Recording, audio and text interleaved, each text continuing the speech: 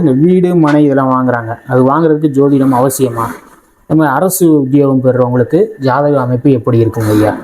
கண்டிப்பாக வீடு மனை வாங்குறவருக்கு கண்டிப்பாக ஜாதகம் அவசியம். அதுபடி தான் நடக்கும். அது இல்லாமல் நடக்க வாய்ப்பே இல்லை.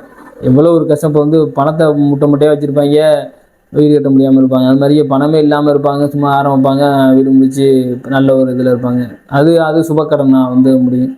அது மாதிரி கிரகங்கள் ரொம்ப அவசியம். ஜாதகம் ரொம்ப முக்கியம். அதுக்கு தசாபத்தி கரெக்டாக ஒத்து வந்துச்சு, நான் அந்த நேரத்தில் நம்ம வீடு கட்டணும்னா சரச்சரன்னு நமக்கு நல்ல ஒரு அமைப்பாக இருக்குது. சப்போஸ் இல்லை 12ஆம் இடங்கிறதும் வீடு கட்டுறதுக்கு ஒரு உகந்த இடம்.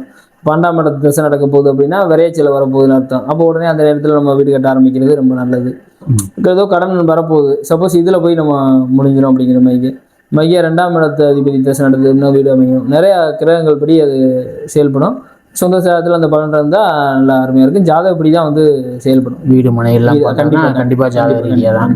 அடுத்து இந்த இது கேட்டிருந்தேனே, அரசு வேலை இது அமைகிறது எப்படி இருக்கும் அரசு? ஆமாம், அதில் பார்த்தீங்கன்னா உங்களுக்கு செவ்வாயோ சூரியனோ நல்லா உச்சம் பெற்று ஆட்சி பெற்று அது நல்ல இடத்துல 10ஆம் இடத்து திக்பலம் வாங்கியோ 7ஆம் இடத்துலையோ நல்ல பலமாக இருந்துச்சுன்னா நல்லா இருக்கும். குரு நல்லா இருந்தாலும் நல்லா இருக்கும். இப்போ சூரியனும் குருவும் சேர்ந்து நல்லா இருக்கும். அது மாதிரிக்கே கிரகங்கள் எல்லாம் பலம் பெற்றிருந்தா அரசு வேலை, அரசு உத்தியோகம், எதை வேணாலும் நம்மளால் போலீஸ், மிலிட்ரி, அதே மாதிரிக்கே கவர்மெண்ட், டாக்டர், இது மாதிரி எல்லாமே ஒரு அமைப்பு இருக்கும்.